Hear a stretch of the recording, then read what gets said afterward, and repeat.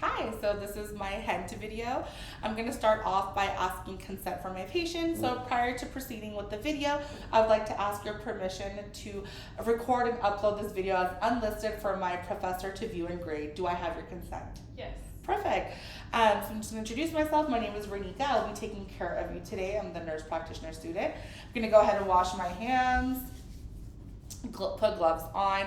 I'm going to start off by just inspecting her hair. So we're just going to have a look. So I'm looking for the quantity of hair, distribution, texture, if she has any dandruff, any patterns of hair loss. Perfect. And then we're going to assess the head. So for the head, I'm kind of just inspecting for the general shape, see the size, the contour of her skull. I'm going to part the hair. I'm just inspecting for any deformities, depressions, lesions, traumas, anything like that. So I'm just going to kind of have a look at her scalp. Have me turn this way a little bit. Awesome. And then I'm going to go ahead and inspect her face. So I'm looking for facial expressions, contour, looking for any asymmetry in her face, any involuntary movements, any edema or masses that I can see. I don't really see anything. And then I'm going to inspect the skin. So I'm looking for the color, pigmentation of her skin, texture, thickness, if she has any facial hair or any lesions, which I don't see at this time. So next I'm going to go ahead and palpate her head. So when I'm palpating, I'm assessing for any cysts, any lesions, depressions, hematoma. I would also assess for any tenderness. Do you feel any tenderness? No. Awesome. Just going to go ahead and palpate. Perfect. Once we've palpated the head, we're going to move on to the eyes. So I'm first going to start off by assessing her visual acuity.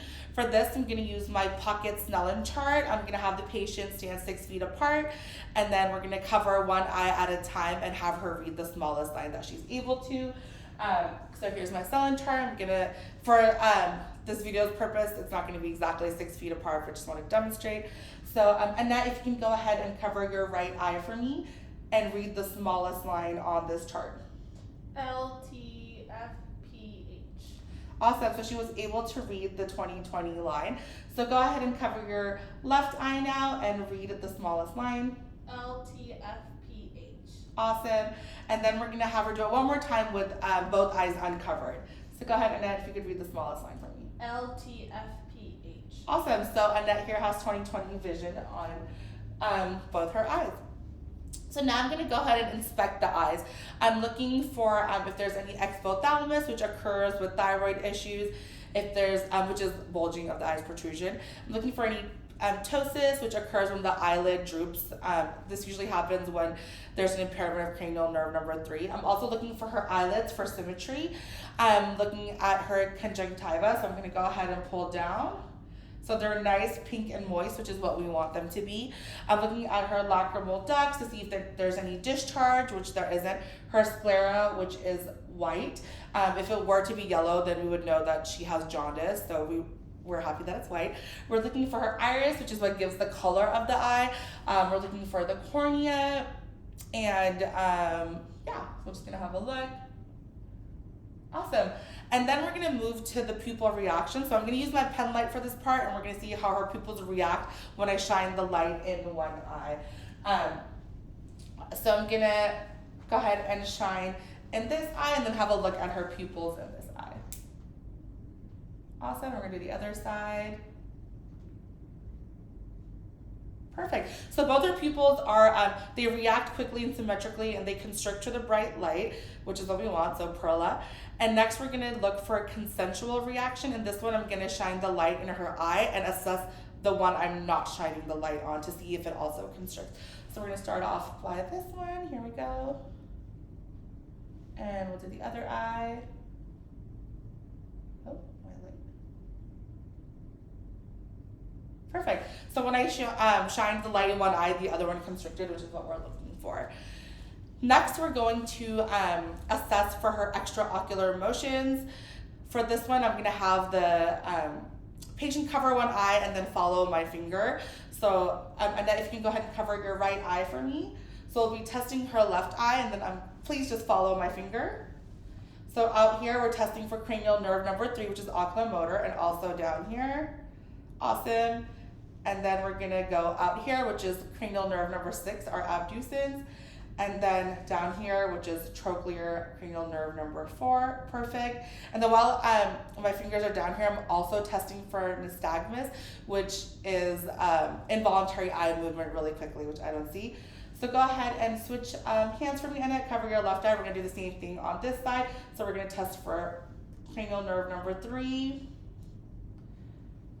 number 6, and number 4. Perfect. So everything looks good on those. You can go ahead and put your hand down. And next, I'm gonna check for convergence. So once again, I'll have the patient follow my finger. I'm gonna move it toward her nose. So go ahead and just follow my finger.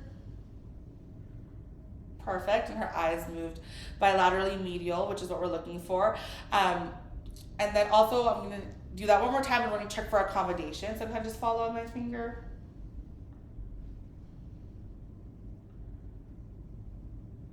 Awesome, so as she follows my finger, the closer I get, her pupils constrict, and the further I move away, they dilate, which is what we're looking for. Awesome, so next we're going to test for confrontation. For this one, I'm gonna wiggle, it's called the static finger wiggle test. So I'm going to move my hands and have arms length away from her, and then have her let me know when she sees my fingers. So Annette, if you can look straight, and then go ahead and just let me know when you see my fingers. No. Perfect, and then this side. No. Perfect. And then we're gonna move on to the ophthalmoscopic examination. So I'm gonna dim the lights a little bit. They're pretty dim, so we'll just kind of go. I'm gonna use this. I'm gonna ask the patient to look over my left shoulder, or over my shoulder. It's gonna be left eye to left eye, so I'm gonna turn it on.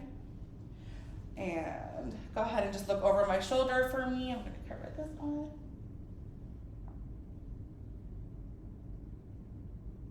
Awesome, and then for this one, I'm gonna do right eye to right eye, so we're gonna cover this eye.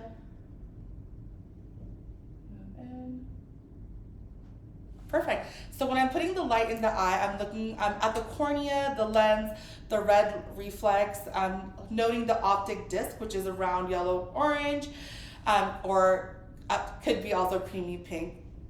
I'm also looking at the optic disc for the sharpness of the outline, the color, and the size of the cup. And we're also inspecting the vessels that are inside the eye. Perfect. So I did that for both eyes, so we're gonna move on to the nose. So I'm gonna begin with inspecting the nose. I'm just looking for looking at the anterior and inferior surfaces of the nose. I'm looking for asymmetry, deformities, seeing if the nose is midline. I'm gonna palpate next, so I'm looking for any tenderness. So I'm gonna go ahead and palpate the nose. Any tenderness in it? Perfect. Next, we're going to palpate for the sinuses. So the two sinuses that we are able to palpate are the frontal and the maxillary. So I'm gonna go ahead and do the frontal and push down. And looking for any tenderness, any pressure, fullness. Do you feel anything? No. We'll do the maxillary, which is around the nose. So I'm gonna put mine here. Any tenderness? No. Perfect. So once we check the sinuses, we're gonna inspect the nose with our light. I'm looking at the mucosa, so we're gonna use otoscope, and I'm gonna turn it on. Perfect. So I'm gonna have a look. I'm looking for the nasal mucosa, looking for any swelling, bleeding, if there's anything abnormal. Yeah, so I'm gonna go ahead and look. Awesome. I'll look at the other one. Everything looks good, pink and moist. Perfect. And then I'm also when I was assessing with the light, I was also looking for the turbinates, so making sure to see the inferior and the middle turbinates, which were all good.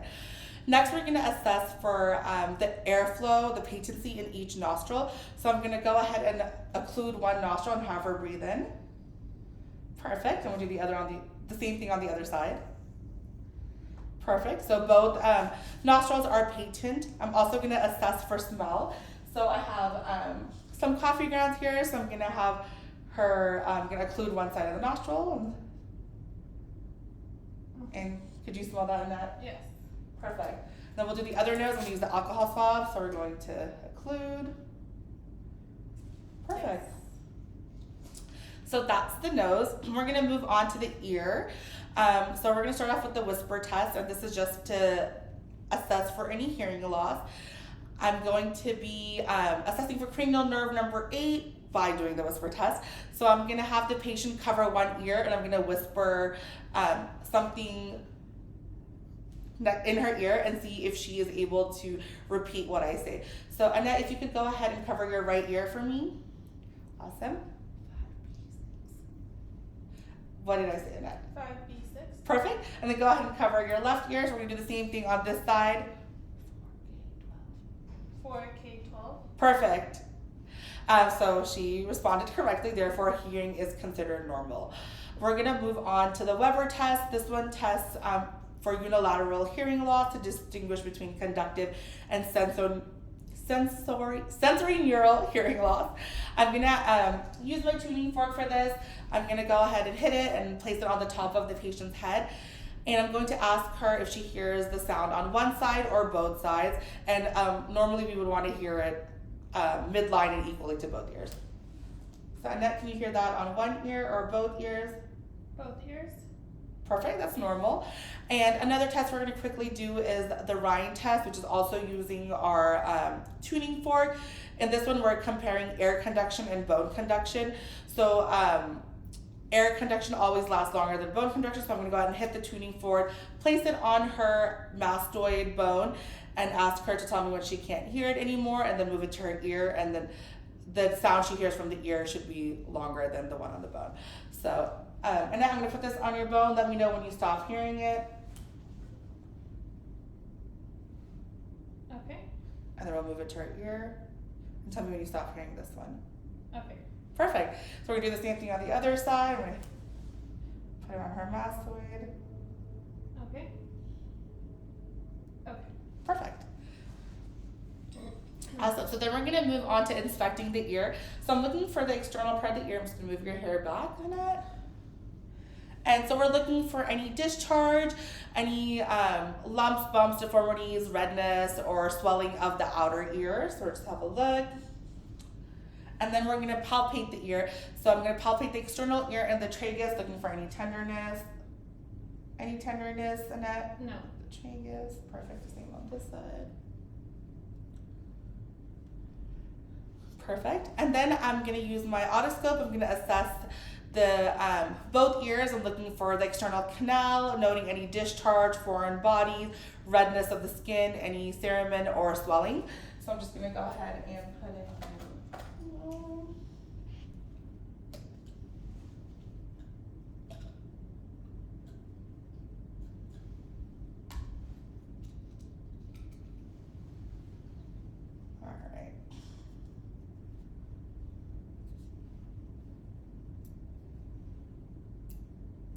Perfect. I'm going to start off with this ear. I'm going to put it into the canal, put my finger to help me.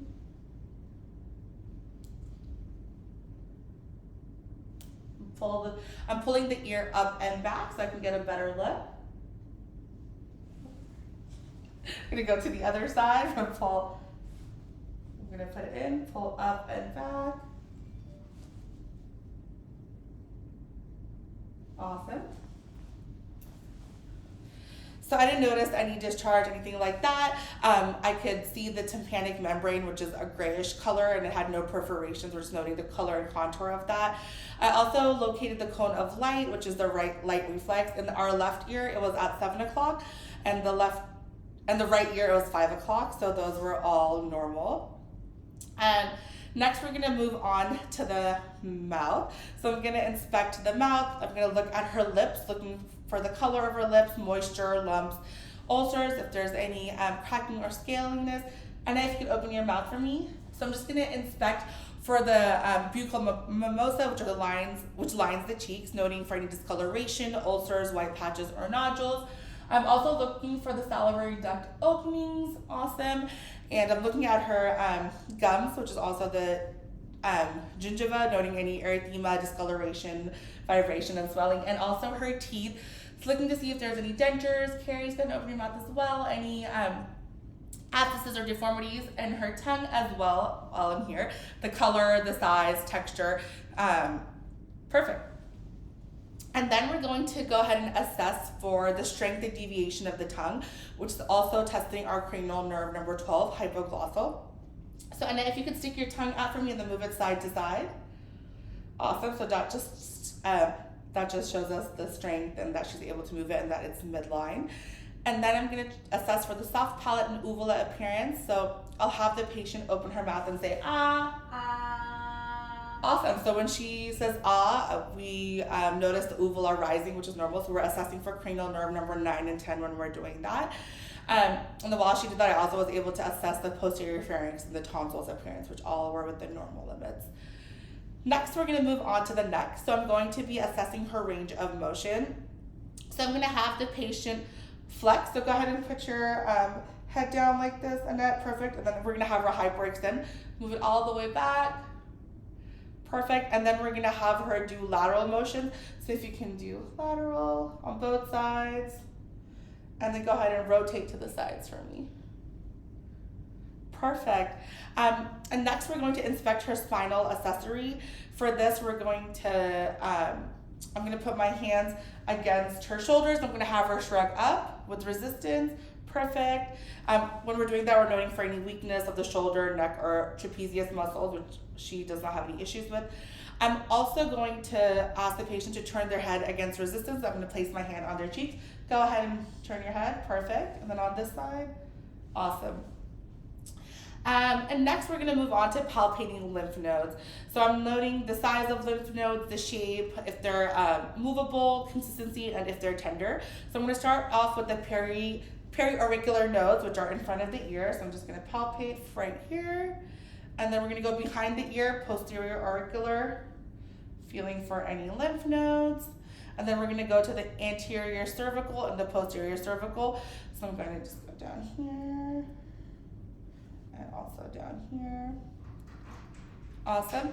And then I'm going to palpate for the submental lymph nodes, so right under the chin, and the submandibular ones. So I'm going to go all the way up. Perfect. And then the supraclavicular lymph nodes as well. And the occipital ones back here. Awesome. All her lymph nodes. Were there any tenderness while I was palpating it at? No. No tenderness. I don't feel any lymph nodes, which is positive. So lastly, we're going to check for thyroid placement. So I'm going to inspect the thyroid gland. Actually, before that, I'm going to check for trachea placement. So I'm going to check for if there's any deviation in the trachea. I'm going to put my finger along one side and note the space between the trachea and this SCM muscle. And I'm going to do it on both sides and then compare. So I'm going to right here. We'll do this side. Perfect. So then her trachea does not seem deviated. Perfect. So now we're going to move on to the thyroid gland. So I'm going to ask the patient to tip her head slightly back. And as I do this, I'm going to try and visualize the thyroid, which I see. I'm inspecting for the region below the cricoid cartilage to identify the contours of the gland. I'm also going to ask the patient to swallow so I can observe the thyroid. Go ahead and swallow for me. Perfect. And then I'm going to palpate the thyroid gland by locating my landmark. So I'm looking for the notched thyroid cartilage, which is on top, and then below that is our cricoid cartilage. And then the thyroid isthmus, which is the last landmark, it usually covers the second, third, and fourth tracheal rings, kind of down here. I'm going to palpate the gland from behind the patient. So if you want to turn this way, I'm just going to kind of have a feel. I'm going to ask the patient to swallow. Go ahead and swallow for me. Perfect. And I'm feeling for the thyroid isthmus rising up under my finger pads, which I was able to feel. And then I'm going to do the same thing. I'm going to examine the left lobe on this side. They're kind of harder to feel. It just comes more with practice, but I'm trying to, and then the right side. And then the anterior surface of the lateral lobe is approximately the size of the distal phalanx of the thumb. Feels somewhat rubbery. And that concludes my HEENT exam. Thank you.